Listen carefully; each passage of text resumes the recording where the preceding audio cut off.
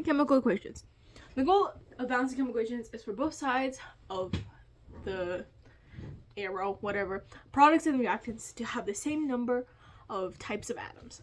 So, same number of oxygens and the reactants as did the products. So, let's start off with this. We know that this equation, I think the best way to start it off is to count how many are in each.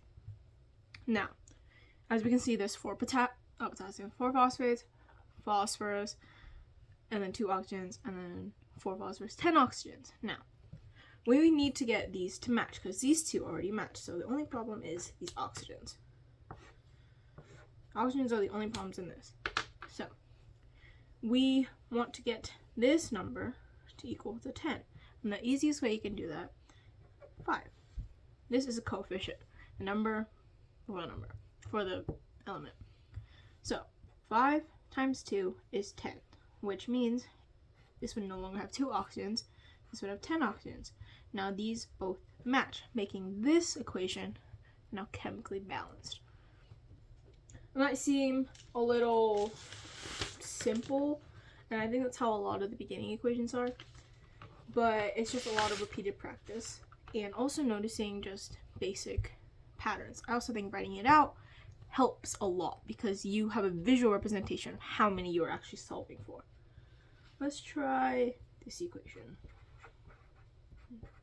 Barium, bromine, 2 plus.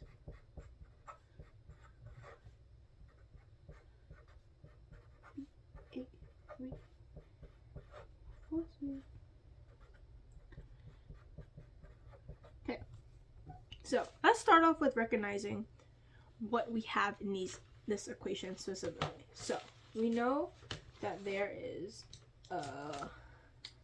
barium, and there's also barium in this one. So that's 1. Then we also have bromine in both. We have hydrogen in both. And not only do we have hydrogen in both, we also have phosphate. PO4. My pens are lucky dying. PO4. Phosphate. So we can write these all out.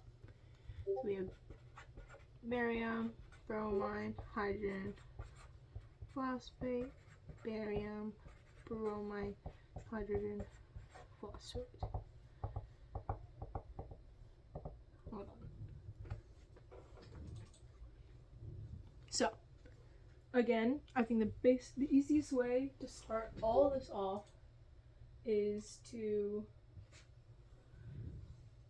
count each of the atoms and elements in one side. So let's start with the reactants.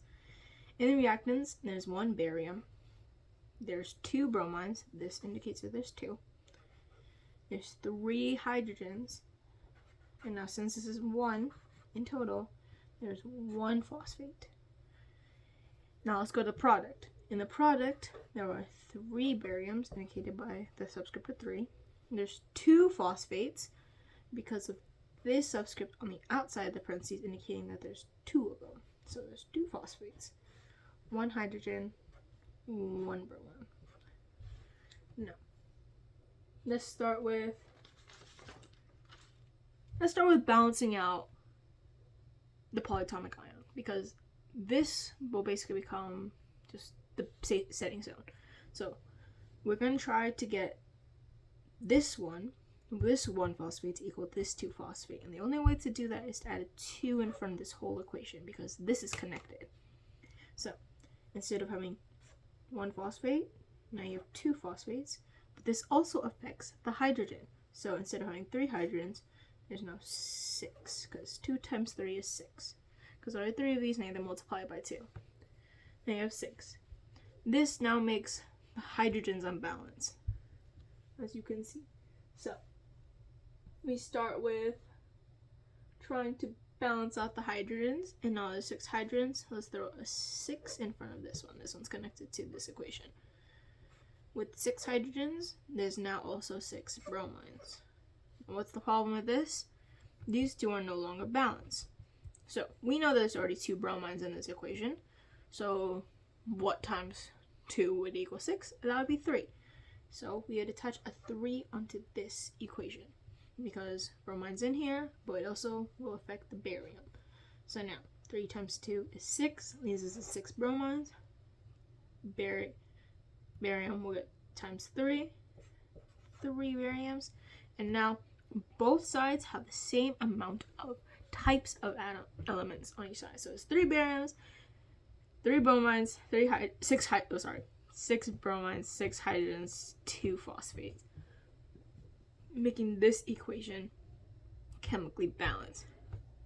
It's not always going to be linear like this. I think writing them out and slowly crossing them as you go will help figure out what you need to balance, and it won't always be super like continuous where you multiply that and you'll get that, and then that will also multiply to that. It won't always happen like that. Sometimes you have multiple marks out, but if you write it out and you slowly start seeing that these two will match up, you will end up having an easier time balancing them than kind of like how Mr. Holguin did, where he was doing it kind of in his head as he did it. I think it's better to write it out like this. We can do one more. Let's do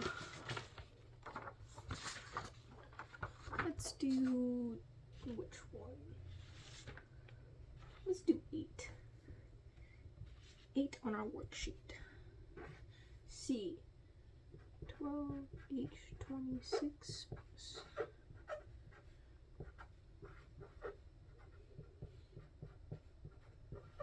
okay. Let's start with figuring out what we need or what we have. Carbon, hydrogen, oxygen on this side. So carbon, hydrogen, oxygen, carbon, hydrogen, oxygens. Let's count how many we have in the reactants. We have 12 carbons in this reactant, 26 hydrogens, and 2 oxygens. Let's go to the product. We have 1 carbon, 2 hydrogens, because of this one right here, this subscript, and then 2 oxygens plus another oxygen is 3 oxygens. So let's start with trying to get the carbons to match. Now, you see how we have an O2 on this side? We're going to leave that alone. This O2 can be changed to however much we need for oxygen in the end without messing up the carbons or the hydrogens, because it is a pure element. So let's start off with carbons. We need 12 carbons on this side to match up with that side. So let's throw a 12 in the front of this CO2. We now have a 12, but now we also have 24, 25. Yes. Because I can count. 25. Okay. 25 oxygens, 12 carbons. Let's skip this one. Let's move on to hydrogen. We need 26 hydrogens on this side. So 26, we already have 2. Let's do 13, 26. This now becomes whatever 13 plus 25 is, 37. Sorry, I'm trying to math right now. Alright. So now we have this ungodly amount of oxygens we have to deal with. 37 oxygens. Now the thing is, 37's odd, which means we're going to have a decimal in this current equation. Remember, you cannot have decimals in the final product. So half of 37 is 18.5. So 18.5 in front of the O2 will get you 37 oxygens. Now you see how they're balanced? This is not allowed in the final thing. Whereas in all these other ones, we can leave this as what we've written here as 6. This is all just fine. The problem is you're not allowed to have a decimal or a fraction in the final product. So we're going to write this out. And the way to cancel them out is multiplying them. So we're going to multiply every single one of these by 2. Because then it gets rid of this decimal and it makes everything still balance. So the final product will be 2 plus 37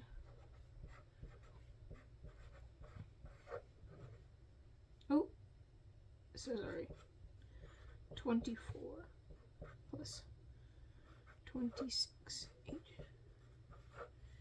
This will end up being your final answer on the test. Not whatever this is. You still have to figure this out first to get this balanced. But if you have a decimal or a fraction in your answer up here, you're gonna have to multiply everything by 2 or 3, anything to get that decimal to like become a whole number. So this will end up being your final answer. I think there's nothing much to balancing chemical equations. My tip is to write out everything, and if both sides have polyatomic ions, like recognize that they both have polyatomic ions and take that out.